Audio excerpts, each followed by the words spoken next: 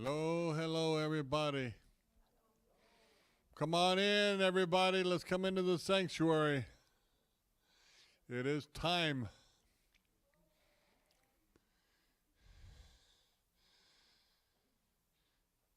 Hello, everybody online. Hello, everybody online. We're so glad to be with you today. So, as we're getting ready to have this Purim celebration today and have some fun with it today. I'm still waiting for everybody to come out of the other room, coming in here.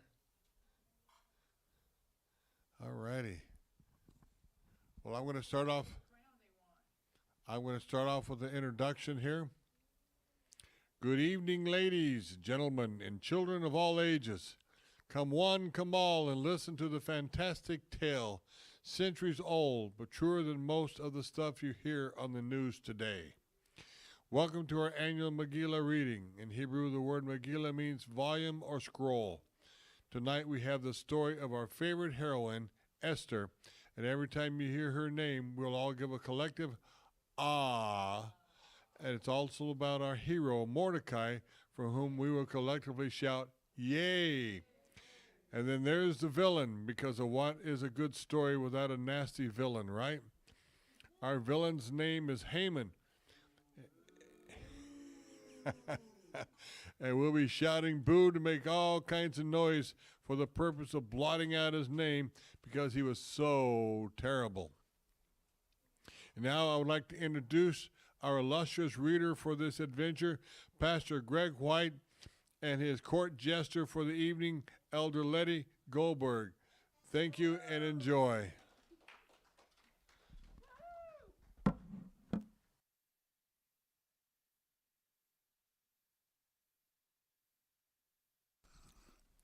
All right, welcome everybody. Esther chapter 1.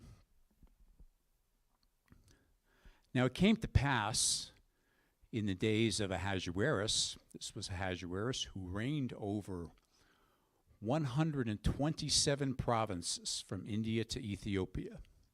In those days when King Ahasuerus sat on the throne of his kingdom, which was in Shushan, the citadel, that in the third year of his reign he made a feast for all of his officials and servants, the powers of Persia and Media, the nobles and the princes of the provinces being before him. When he showed the riches of his glorious kingdom and the splendor of his excellent majesty for many days, 180 days in all. And when these days were completed, the king made a feast lasting 7 days for all the people who were present in Shushan, the citadel, from great to small, in the court of the garden of the king's palace.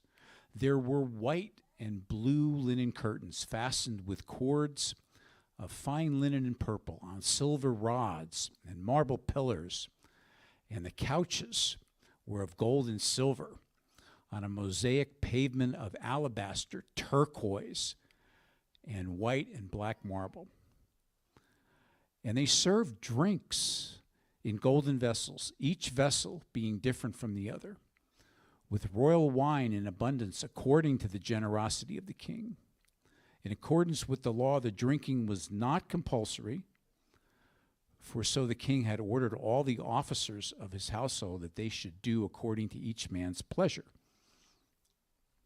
Queen Vashti also made a feast for the women in the royal palace, which belonged to King Ahasuerus. On the 7th day, when the heart of the king was merry with wine, he commanded Mehuman, Bitha, Harbona, Bigtha, Abaktha, Zethar, and Carcass, 7 eunuchs who served in the presence of King Ahasuerus, to bring Queen Vashti before the king, wearing her royal crown in order to show her beauty to the people and the officials, for she was beautiful to behold. But Queen Vashti refused to come at the king's command brought by his eunuchs. Therefore the king was furious, and his anger burned with him. Then The king said to the wise men who understood the times, for this was the king's manner toward all who knew law and justice, those closest to him being Karshinah, Shethar, Adamatha, Tarshish, Meres, Marsena, and Memucan, the 7 princes of Persia and Media who had access to the king's present and who ranked highest in the kingdom. What shall we do to Queen Vashti according to the law, because she did not obey the command of King Ahasuerus brought to her by the eunuchs? And Memucan answered before the king and the princes, Queen Vashti has not only wronged the king, but also all the princes and all the people who are in all the provinces of King Ahasuerus. For the king's behavior will become known to all women, so that they will despise their husbands in their eyes. When they brought King Ahasuerus, commanded King Vashti to be brought in before him, but she did not come. This very day the noble ladies of Persia and Media will say to all the king's officials that they have heard of the behavior of the queen. Thus there will be excessive contempt and wrath. If it pleases the king, let a royal decree go out from him, and let it be recorded in the laws of the Persians and the Medes, so that it will not be altered, that Vashti shall come no more before King Ahasuerus, and let the king give her royal position to another who is better than she. When the king's decree which he will make is proclaimed throughout all his empire, for it is great, all wives will honor their husbands, both great and small. And the reply pleased the king and the princes. And the king did according to the word of Memucan. Then he sent letters to all the king's provinces, to each province in its own script, and to every people in their own language, that each man should be master of his own house and speak in the language of his own people. Chapter 2. After these things, when the wrath of King Ahasuerus subsided, he remembered Vashti, what she had done, and what had been decreed against her. Then the king's servants who attended him said, let beautiful young virgins be sought for the king, and let the king appoint officers in all the provinces for his kingdom, that they may gather all the beautiful young virgins to Shushan, the citadel, into the women's quarters under the custody of Haggai, the king's eunuchs, custodian of the women, and let beauty preparations be given them. Then let the young women who pleases the king be queen instead of Vashti. This thing pleased the king, and he did so. In Shushan, the citadel, there was a certain Jew whose name was Mordecai, the son of Jair, the son of Shimei, the son of Kish, a Benjamite. Kish had been carried away from Jerusalem with the captives who had been captured with Jeconiah, king of Judah, whom Nebuchadnezzar, the king of Babylon, had carried away. And Mordecai had brought up Hadassah, that is Esther, his uncle's daughter, for she had neither father nor mother. The young woman was lovely and beautiful. When her father and mother died, Mordecai took her as his own daughter. So it was, when the king's command and decree were heard, and when many young women were gathered at Shushan, the citadel, under the custody of Haggai, that Esther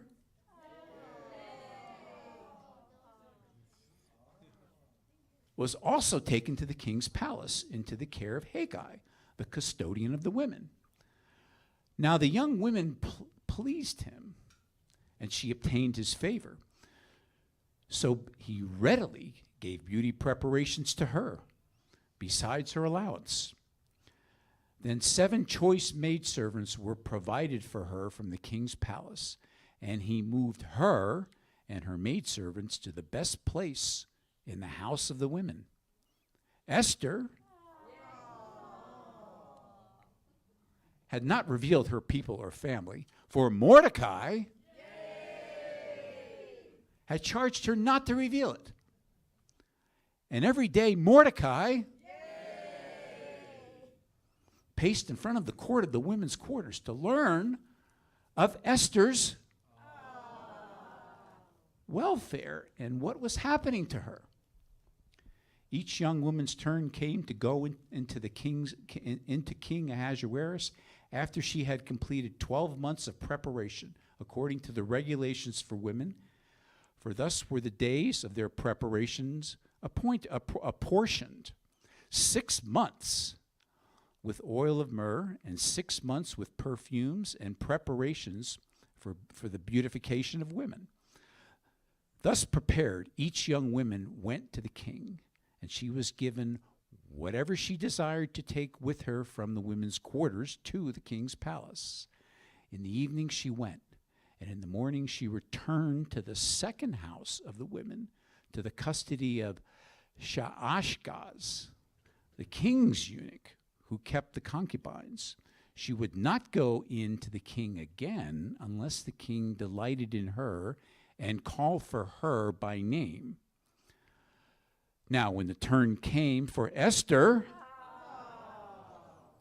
the daughter of Abihail, the uncle of Mordecai,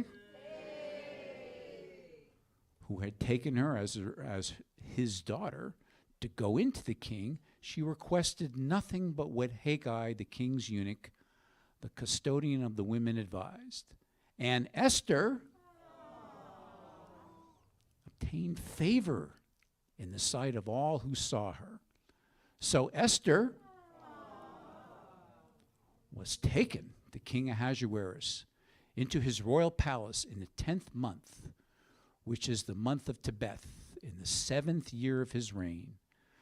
The king loved Esther more than any of the other women, and she obtained grace and favor in his sight more than all the virgins. So he set the royal crown upon her head and made her queen instead of Vashti. Then the king made a great feast, the feast of Esther, for all his officials and servants, and he proclaimed a holiday in the provinces and gave gifts according to the generosity of a king. Now, when virgins were gathered together a second time, Mordecai sat within the king's gate. Now, Esther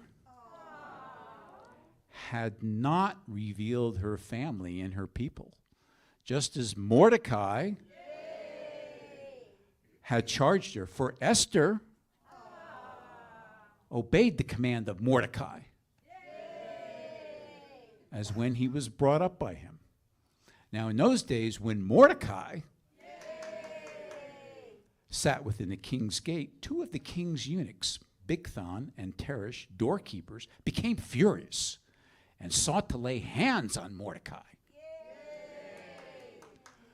who told Queen Esther, and Esther informed the king in Mordecai's name. And when an inquiry was made into the matter, it was confirmed, and both were hanged on a gallows. And it was written in the book of the Chronicles in the presence of the king. After these days, King Ahasuerus promoted Haman, the son of Hammedatha the Agagite, and advanced him and set his seat above all the princes who were with him. And all the king's servants who were within the king's gate bowed and paid homage to Haman. For so the king had commanded concerning him. But Mordecai would not bow or pay homage. Then the king's servants who were within the king's gate said to Mordecai, "But why do you transgress the king's command?" Now it happened when they spoke to him daily that he would not listen to them, that they told it to Haman to see whether Mordecai's words would stand. For Mordecai had told them that he was a Jew. When Haman saw that Mordecai did not bow or pay him homage, Haman was filled with wrath.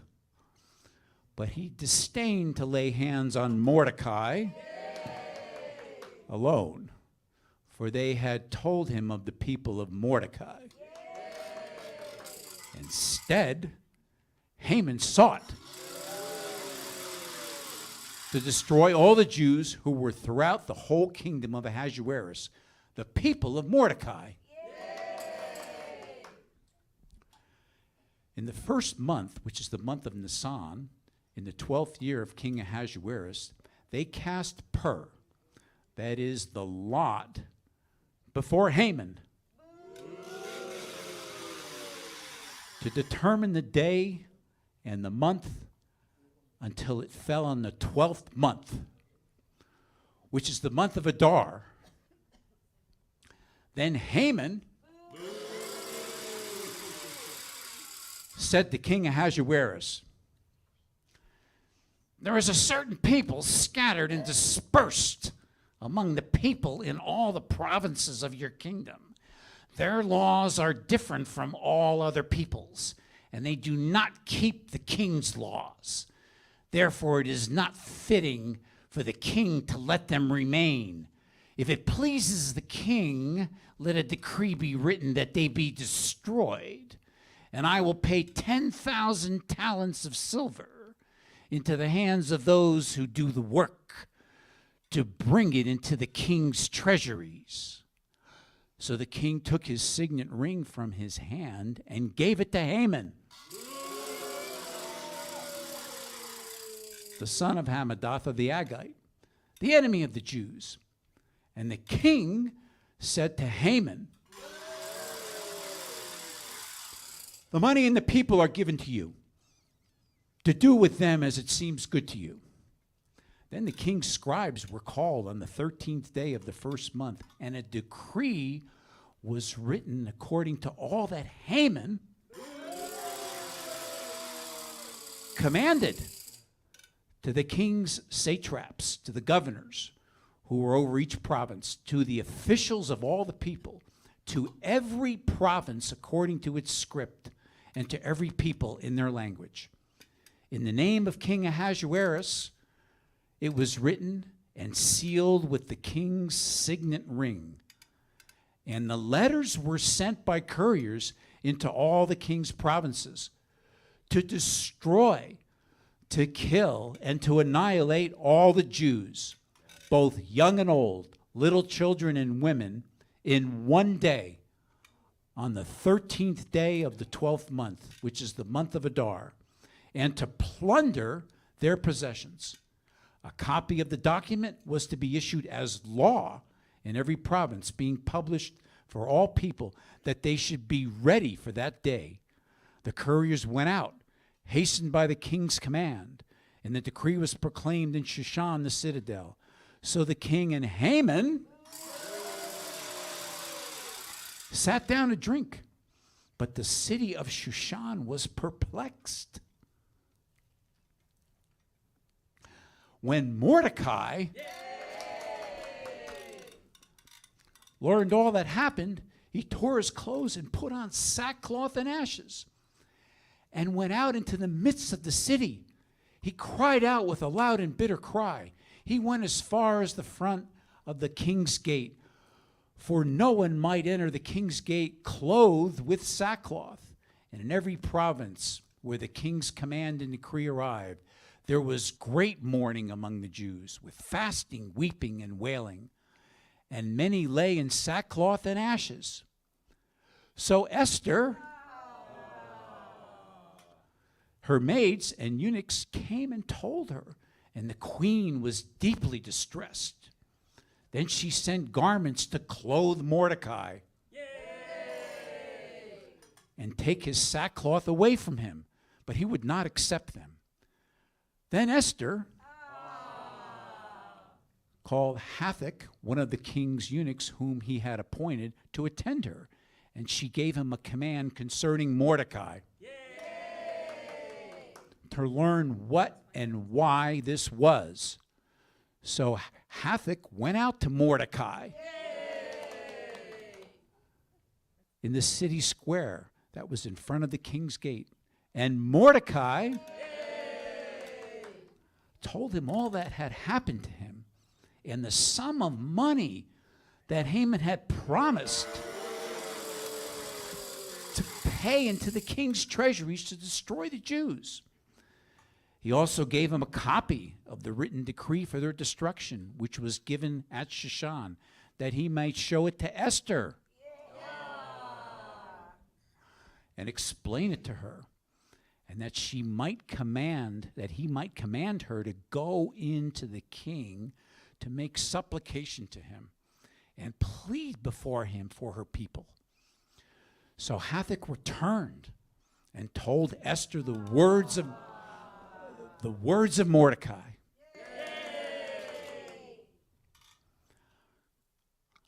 Then Esther spoke to Hathach and gave him a command for Mordecai.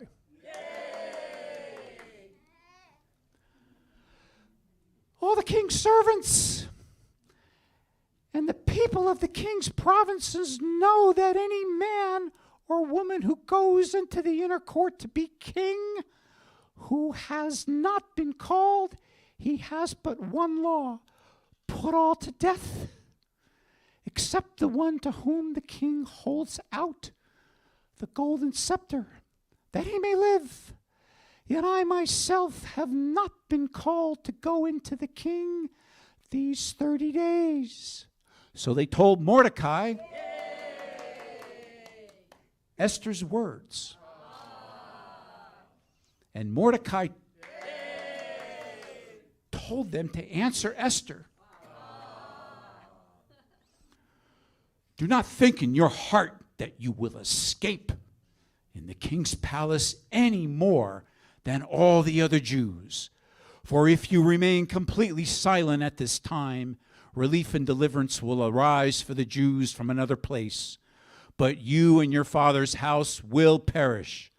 Yet who knows whether you have come to the kingdom for such a time as this? Then Esther told them to reply to Mordecai. Go, gather all the Jews who are present in Shushan, and fast for me, neither eat nor drink for 3 days, night or day. My maids and I will fast likewise, and so I will go to the king, which is against the law, and if I perish, I perish. So Mordecai went his way and did according to all that Esther commanded him. Now it happened on the 3rd day that Esther put on her royal robes and stood in the inner court of the king's palace, across from the king's house, while the king sat on his royal throne in the royal house, facing the entrance of the house. So it was when the king saw Queen Esther standing in the court that she had found favor in his sight. And the king held out to Esther the golden scepter that was in his hand. Then Esther went near and touched the top of the scepter. And the king said to her, "What do you wish, Queen Esther? What is your request? It shall be given to you, up to half the kingdom." So Esther answered, "If it pleases the king, let the king and Haman come today to the banquet that I have prepared for him."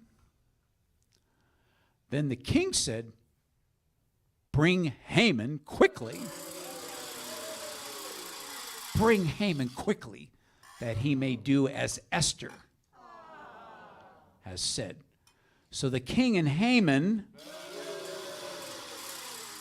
went to the banquet that Esther had prepared. At the banquet of wine, the king said to Esther, "What is your petition? It shall be granted you. What is your request? Up to half the kingdom. It shall be done." Then Esther answered and said, "My petition and request is this: if I have found favor in the sight of the king, and if it pleases the king to grant my petition and fulfill my request, then let the king and Haman come to the banquet which I will prepare for them, and tomorrow I will do as the king has said." So Haman went out that day joyfully and with a glad heart. But when Haman saw Mordecai in the king's gate, and that he did not stand or tremble before him, he was filled with indignation against Mordecai. Nevertheless, Haman restrained himself and went home, and he sent and called for his friends and his wife Zeresh. Then Haman told them of his great riches, the multitude of his children, everything in which the king had promoted him, and how he had advanced him above the officials and servants of the king. Moreover, Haman said, "Besides Queen Esther invited no one but me to come in with the king to the banquet that she prepared. And tomorrow I am again invited by her along with the king, yet all this avails me nothing, so long as I see Mordecai, the Jew, sitting at the king's gate." Then his wife Zeresh and his friends said to him,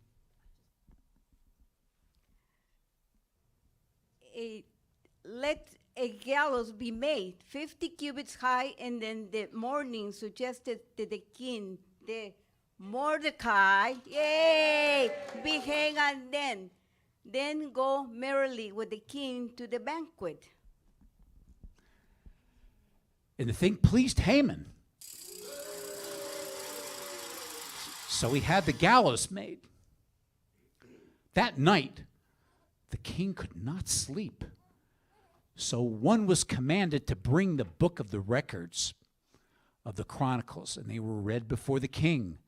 And it was found written that Mordecai had told of Bigthan and Teresh, two of the king's eunuchs, the doorkeepers, who had sought to lay hands on King Ahasuerus. Then the king said, "What honor or dignity has been bestowed on Mordecai for this?" And the king's servants who attended him said, "Nothing has been done for him." So the king said, "Who is in the court?" Now Haman had just entered the outer court of the king's palace to suggest that the king hang Mordecai on the gallows that he had prepared for him. The king's servants said to him, Haman is there standing in the court. And the king said, let him come in. So Haman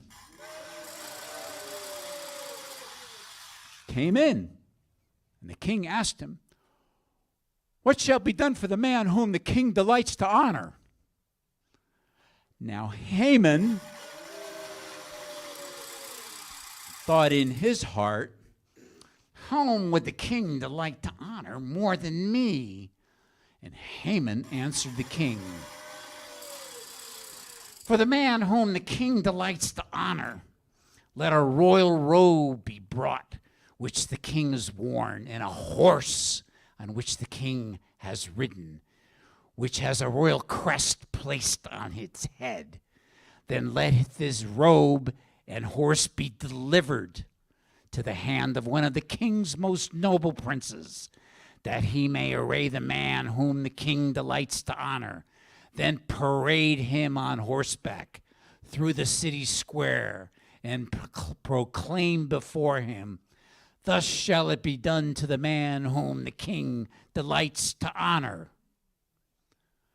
Then the king said to Haman, hurry, take the robe and the horse, as you have suggested, and do so for Mordecai, the Jew who sits with the king's gate. Leave nothing undone of all that you have spoken. So Haman took the robe and the horse, arrayed Mordecai, and led him on horseback through the city square, and proclaimed before him, thus shall it be done to the man whom the king delights to honor. Afterward, Mordecai went back to the king's gate, but Haman hurried to his house, mourning and with his head covered. When Haman told his wife Zeresh and all his friends everything that had happened to him, his wise men and his wife Zeresh said to him, Mordecai, before whom you have begun to fall, it is of Jewish descent. You will not prevail against him, but will surely fall before him. While they were still talking with him, the king's eunuchs came and hastened to bring Haman to the banquet which Esther had prepared. So the king and Haman went to dine with Queen Esther. And on the second day at the banquet of wine, the king again said to Esther, what is your petition, Queen Esther? It shall be granted you. And what is your request up to half the kingdom? It shall be done. Then Queen Esther answered and said, if I have found favor in your sight, O king, and if it pleases the king, let my life be given me at my petition and my people at my request. For we have been sold, my people and I, to be destroyed, to be killed, and to be annihilated. Had we been sold as male and female slaves, I would have held my tongue, although the enemy could never compensate for the king's loss. So King Ahasuerus answered and said to the Queen Esther, who is he? And where is he? And who would dare presume in his heart to do such a thing? And Esther said,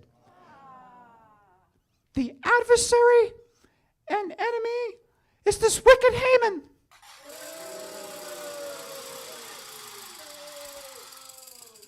So Haman was terrified before the king and the queen. Then the king arose in his wrath from the banquet of wine and went into the palace garden. But Haman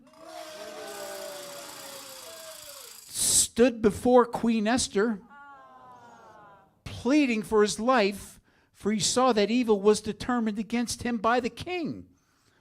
When the king returned from the palace garden to the place of the banquet of wine, Haman had fallen across the couch where Esther was. Then the king said, "Will he also assault the queen while I am in the house?" And the word left the king's mouth. As it left his mouth, they covered Haman's face. Now Harbona, one of the eunuchs, said to the king, "Look, the gallows, 50 cubits high, which Haman made for Mordecai,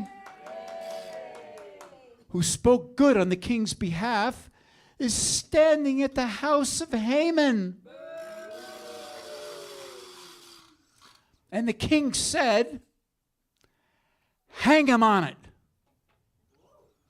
So they hanged Haman on the gallows that he had prepared for Mordecai. Then the king's wrath was subsided.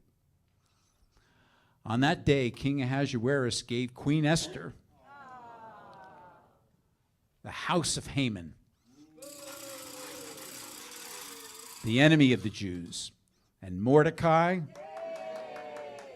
came before the king, for Esther had told how he was related to her. So the king took off his signet ring, which he had taken from Haman, and gave it to Mordecai. And Esther appointed Mordecai over the house of Haman. Now Esther spoke again to the king, fell down at his feet, and implored him with tears to counteract the evil of Haman, the Agagite, and the scheme which he had devised against the Jews. And the king held out the golden scepter toward her, toward Esther. So Esther arose and stood before the king and said, "If it pleases the king, and I have found favor in his sight, and the thing seems right to the king, and I am pleasing in his eyes, let it be written to revoke the letters devised by Haman,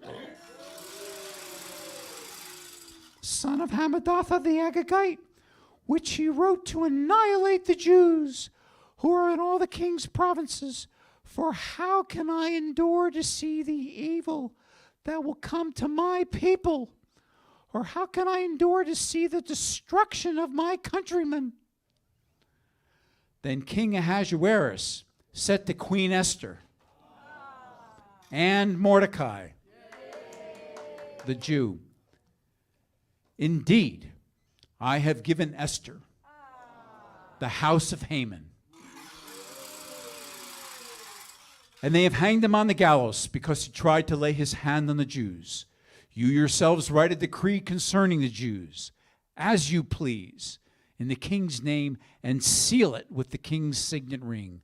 For whatever is written in the king's name and sealed with the king's signet ring, no one can revoke." So the king's scribes were called at that time in the 3rd month, which is the month of Sivan, on the 23rd day. And it was written according to all that Mordecai commanded to the Jews, the satraps, the governors, and the princes of the provinces, from India to Ethiopia, 127 provinces in all, to every province in its own script, to every people in their own language, and to the Jews in their own script and language. And he wrote in the name of King Ahasuerus, sealed it with the king's signet ring, and sent letters by couriers on horseback, riding on royal horses, bred from swift steeds. By these letters the king permitted the Jews who were in every city to gather together and to protect their lives, to destroy, kill, and annihilate all the forces of any people or province that would assault them, both little children and women, and to plunder their possessions.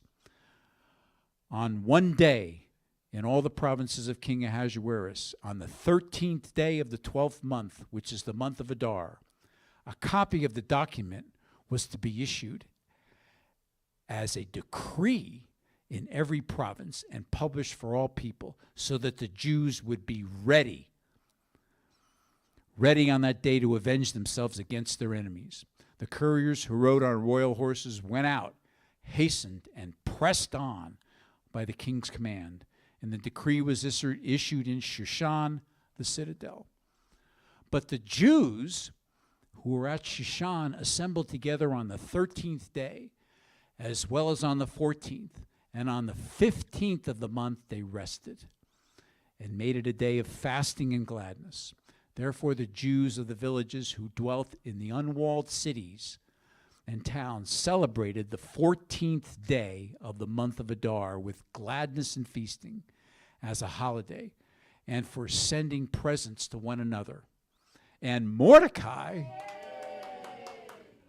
wrote these things and sent letters to all the Jews, near and far, who were in all the provinces of King Ahasuerus, to establish among them that they should celebrate yearly the 14th and 15th days of the month of Adar, as the days on which the Jews had rest from their enemies, as the month which was turned from sorrow to joy for them, and from mourning to a holiday, that they should make them days of feasting and joy, of sending presents to one another and gifts to the poor. So the Jews accepted the custom which they had begun, as Mordecai had written to them, because Haman, the son of Hammedatha the Agagite, the enemy of all the Jews, had plotted against the Jews to annihilate them, and had cast pur, that is the lot, to consume them and destroy them. But when Esther came before the king, he commanded by letter that this wicked plot, which Haman had devised against the Jews, should return on his own head, and that he and his sons should be hanged on the gallows.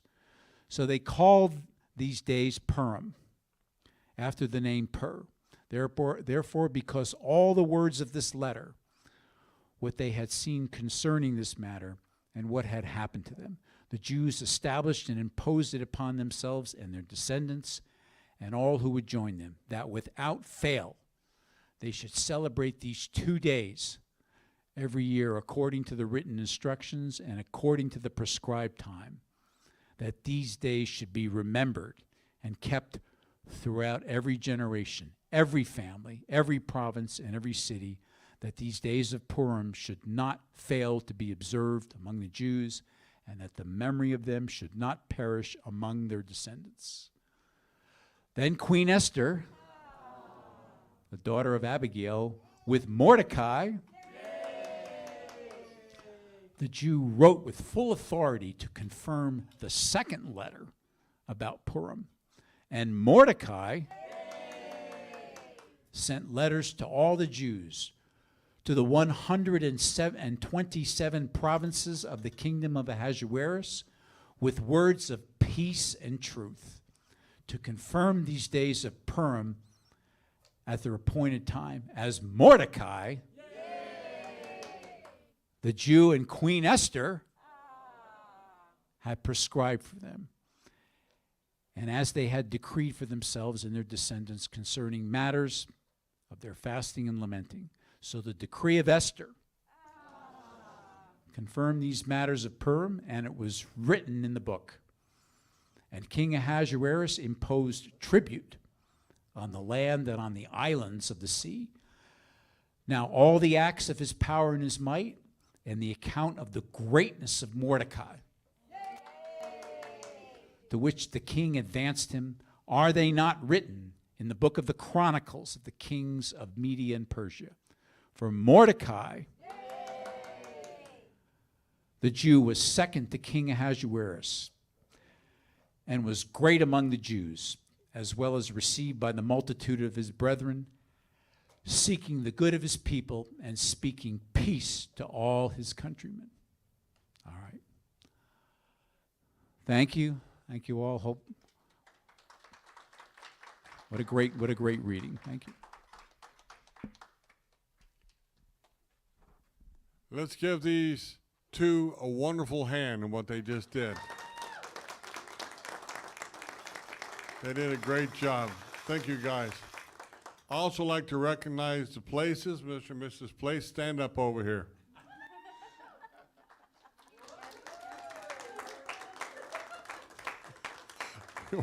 One or two guys come up here. Come on up here. People get a picture of all four of these together, if you would. Yeah. Are we still on the camera? All right, we still got the camera going. This is how we need to dress up, folks.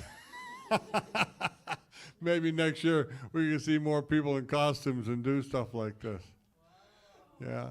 Did you enjoy that? Yes. Yeah, that was fun. A great story. Yes. A real story, a true story in the Bible, the book of Esther. And very well read. And very well read. Yes, thank you, Greg. Very well read. And your assistant too, Letty. Yes. Good job. Yeah, a lot of people have never read the book of Esther. Every year we do. So it's good to remember those things, because just like Mordecai said, for such a time as this, that you have come into the kingdom. And, you know, if help doesn't come from one way, God will bring it another way, because he will not allow the Jews to perish. Amen? All right, well, we have cookies out there. You can grab cookies out there. Cookies, they're Hamantaschen. They're little triangle cookies representing the hat of Haman. So join us in fellowship in the fellowship hall. Thank you.